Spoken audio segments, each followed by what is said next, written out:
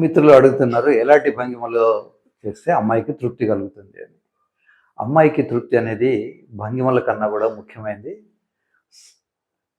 శృంగారంలోకి రాకముందు సైకలాజికల్‌గా ఒక బాండింగ్ రావాలి. బాండింగ్ లేకుండా ఫర్ ఎగ్జాంపుల్ ఏ ప్రాస్టిట్యూట్ దగ్గరికో వెళ్ళి మీకు తెలిసినటువంటి కామసూత్ర పుస్తకం తీసుకెళ్ళి అందులో ఉన్న ప్రతి భంగిమను మీరు చేసినా వాళ్ళకు తృప్తి ఉండదు. మీకు కూడా తృప్తి ఉండదు. సో తృప్తి రావాలంటే మనకు నచ్చిన అమ్మాయి ఉండాలి. నచ్చిన అమ్మాయి లేకపోతే అది తెలుగులో ఒక సామెత ఉంది. నచ్చింది రంభ అని. సో నచ్చని అమ్మాయి దగ్గరికి వెళ్ళి మీరు ఎంత ప్రయత్నం చేసినా మీకు తృప్తి ఉండదు, అమ్మాయి కూడా తృప్తి ఉండదు. కనుక ఫస్ట్ థింగ్ ఈజ్ మీరు బాండింగ్ డెవలప్ చేసుకోండి. ఆ ఫ్రెండ్షిప్ డెవలప్ చేసుకోండి.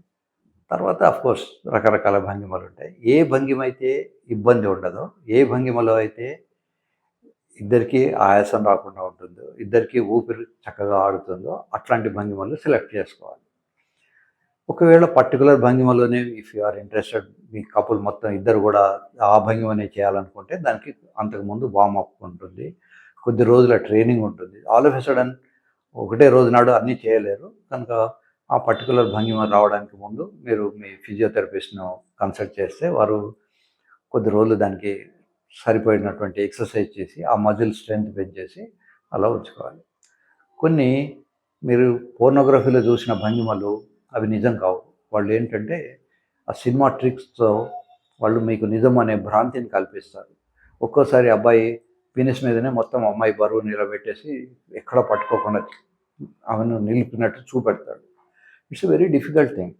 ఒకవేళ అలా చేస్తే ఒక్కొక్కసారి పినల్ ఫ్రాక్చర్ అనే ఒక కండిషన్ ఉంటుంది. పినిస్ టక్ మన శబ్దం వచ్చేసి అక్కడ రక్తం వగేరా గూడు కట్టుకొని ఒక్కోసారి యూరిన్ రావడం కూడా బంద్ అయిపోయి ఇట్లా ఉంటాయి. కనుక అన్ని భంగిమలు అందరూ చేయకూడదు. ఆ భంగిమ కన్నా ముందు చేయాల్సినటువంటి వామపు ట్రైనింగు అన్నీ చేసిన తర్వాత అప్పుడు ఆ పర్టికులర్ భంగిమలోకి రావాలి. ఇన్ జనరల్గా మనం ఒక సిచ్యువేషన్ని ఇమాజిన్ చేద్దాం.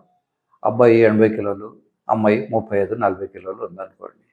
ఈ 80 కిలోలు ఉన్న అబ్బాయి శృంగారం చేసినప్పుడు వీడికి మజిల్ స్ట్రెంత్ కూడా యాడ్ అయిపోయి ఇంకో 15-20 కిలోలు వస్తుంది. సో వాడికి అప్పుడు టోటల్ అమ్మాయి మీద ప్రెషరు 100 కిలోల ప్రెషర్ ఉంటుంది. జస్ట్ ఇమాజిన్, ఓ అమ్మాయి 40 కిలోలు ఉన్న అమ్మాయి ఛాతీ మీద ఓ 100 కిలోల 2 బియ్య బస్తాలు పెట్టినాం అనుకోండి, 50 కిలోలు అమ్మాయికి ఊపిరాడదు. సో ఆ పర్టికులర్ కపుల్కు ఆ పర్టికులర్ టైంలో ఎలా కంఫర్ట్ అనేది ఆలోచించాలి. ఇన్ జనరల్గా female top is the best. అందులో అమ్మాయి తనకు కావాల్సిన పొజిషన్లో ఎక్కడైతే ఏ పొజిషన్లో అయితే ఆమెకు ఎక్కువ ప్లెజర్ ఉంటుందో ఆ పొజిషన్కి ఆమె అడ్జస్ట్ అయ్యి శృంగారంలో పాల్గొంటారు. కేరళలో ఒక ట్రెడిషన్ ఉంది. అక్కడ ఏమిటంటే బెడ్రూమ్లో ఒక తాడు వేలాడుతూ ఉంటుంది. అమ్మాయి ఆ తాడు హెల్ప్ను చేత్తో పట్టుకొని ఆమెని థర్స్ట్ ఇస్తుంటుంది. అలా ఇచ్చినప్పుడు అబ్బాయికి పెద్దగా ప్రెషర్ పడదు, అమ్మాయి కూడా అబ్బాయి బరువు అనేది మీదికి ట్రాన్స్మిట్ కాకుండా ఉంటుంది. It is very useful, especially ఎవరికైతే పెద్ద పెద్ద పొట్టలు ఉంటాయో. అప్పుడప్పుడు నాకు పేషెంట్లు వస్తారు, సార్ నాది అంగం గట్టిగానే పడుతుంది, లేదా మీరు ఇచ్చిన ట్యాబ్లెట్ వల్ల కానీ ఆపరేషన్ వల్ల కానీ ఇది గట్టిగానే ఉంటుంది, కానీ నా వైఫ్ ఏమో నాకు అది తాకట్లేదు అంటుంది అని. నిన్న ఒక పేషెంట్ వస్తే అతనికి మేము ప్లాస్టిక్ మోడల్ ఉంటుంది మా దగ్గర, ఫిమేల్ మోడల్. ఆ మోడల్ ఇచ్చేసి దాంతో శృంగారం చేయించాం. మా ముందరే ఆయన ఫోన్లో భార్యను తిట్టడం స్టార్ట్ చేశాడు. నువ్వు తాకలేదంటావు, ఇక్కడేమో చక్కగా పోతుంది అని బూతులు తిట్టడం స్టార్ట్ చేశాడు. కనుక మీకు ఏదన్నా ప్రాబ్లం ఉంటే డాక్టర్తో డిస్కస్ చేయండి. చాలా వరకు అమ్మాయిలు ఏమిటంటే వాళ్లకు కనుక సెన్సేషన్ కానీ ప్రెషర్ కానీ లేకపోతే మీరు చిన్నగా ఉన్నది అంటారు. చిన్నగా ఉండే అవకాశం చాలా చాలా తక్కువ, కొన్ని లక్షల్లో ఒకళ్ళు కూడా ఉండదు. ఫర్ ఎగ్జాంపుల్ గుమ్మడికాయ చెట్టుకు గుమ్మడికాయ వస్తుంది, పొట్లకాయ రాదు. పొట్లకాయ చెట్టుకు పొట్లకాయ వస్తుంది, గుమ్మడికాయలు రావు. సో వీడి తాత ఎలా ఉన్నాడో వీడి తండ్రి ఎలా వచ్చాడు, వీడి తండ్రి ఎలా ఉన్నాడో వీడి కూడా అంతే వస్తుంది. ఇప్పుడు ఒక వ్యక్తి అమితాబ్ బచ్చన్ అంత హైట్లో ఉంటే వాడికి న్యాచురల్గానే కాళ్ళు పొడవుగానే ఉంటాయి, అంగం కూడా పొడవుగానే ఉంటుంది. అదే పొట్టి వ్యక్తి ఉన్నాడు అనుకోండి, ఈ పొట్టి వ్యక్తికి న్యాచురల్గానే అంగం కూడా పొట్టిగానే ఉంటుంది. పొట్టిగా ఉన్న వాళ్ళు ఏం చేస్తారు, పొడవుగా ఉన్న వాళ్ళు ఏం చేస్తారు. Length is immaterial, but strength లేకపోతే లోపలికి వెళ్ళదు. సో లెంత్ని పట్టుకొని వీళ్ళు అమ్మాయిలు లెంత్ లేదు అని అన్నారు కదా, అందుకని మాకు లెంత్ లేదు నాకు చిన్నగా అయిపోయింది అని. ఇది ఎంత పిచ్చిలేస్తుందంటే చాలామంది అబ్బాయిలు నాతో చెప్తారు, సార్ నేను పబ్లిక్ టాయిలెట్లో యూరిన్ పాస్ చేయలేను, ఎందుకంటే మిగతా వాళ్ళకు ఉన్నంత పొడవు నాకు, మిగతా వాళ్ళకి ఎంత పొడవు ఉందో వీడేమన్నా స్కేర్ పెట్టి కొలిచాడా?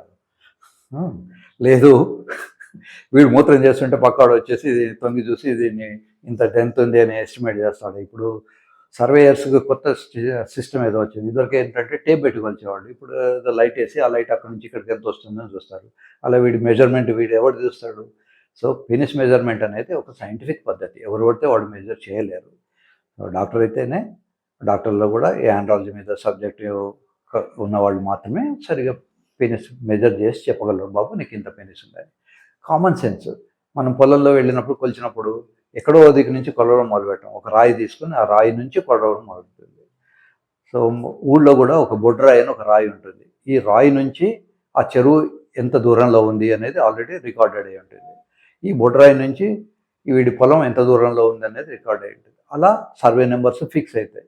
కనుక ఫిక్స్డ్ పాయింట్ లేకుండా మెజర్ చేయడం అనేది it's a wrong thing. Fixed point మరి మగవాళ్ళలో ఎక్కడ ఉంటుంది అంటే, బొడ్డు దగ్గర నుంచి చేయిలా కిందికి పెట్టుకుంటూ వెళ్తే ఒక హార్డ్ స్ట్రక్చర్ తగ్గుతుంది, దాన్ని ప్యూబిక్ బోన్ అంటారు. అక్కడ టేప్ పెట్టేసి tip of the glance, tip వరకు ఎంత ఉంది, స్కిన్ వెనక్కని టిప్ వరకు ఎంత ఉందో కొలవాలి. అది కరెక్ట్ పద్ధతి. ఇక అలా కాకుండా ఊరికినే నాకు చిన్నగా ఉన్నది అని అనుకొని డాక్టర్ల దగ్గరికి తిరిగి, లేదా చిన్న చిన్న మోసగాళ్ళ దగ్గరికి తిరిగి, వాడేమో 2 నెలల కోర్సు 3 నెలల కోర్సు, ఇది వాడితే నీకు పొడవు పెరుగుతుందని వీళ్ళ దగ్గర వేల కొద్ది లక్షల కొద్ది డబ్బులు గుంజుకుంటారు. ఎటువంటి పరిస్థితుల్లో కూడా ట్యాబ్లెట్స్ ఇస్తే పొడవు పెరగదు, కేవలం సర్జరీ చేస్తే మాత్రమే పెరుగుతుంది. ఒకటే ఒక కండిషన్లో ఇంజెక్షన్ ఇస్తే అది కూడా ఒకసారి లైఫ్లో పెరుగుతుంది. నాకు ఒకసారి ఒక పేషెంట్ వచ్చాడు, వాడికి చిన్నప్పుడు 2 సార్లు కూడా హర్నియా కోసం సర్జరీ చేశారు. ఆ hernia సర్జరీలో testicles తీయబడవాయి.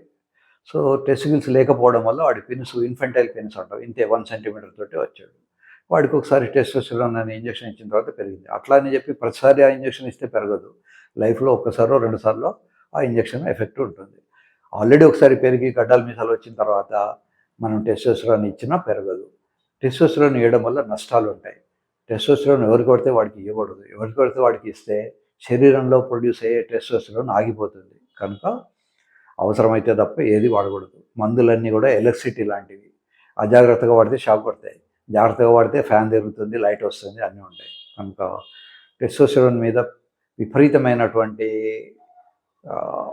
Discussion, unnecessary discussion, అదేదో చాలా గొప్పదన్నట్టు, టెస్టోస్టెరాన్ ఇస్తే మొత్తం సెక్స్ చేయగలిగినట్టు, ఇవన్నీ కూడా అపోహలే.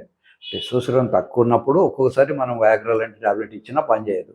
అంతేగాని మనం కళ్ళు మూసుకొని ప్రతి వ్యక్తికి టెస్టోస్టెరాన్ ఇవ్వకూడదు.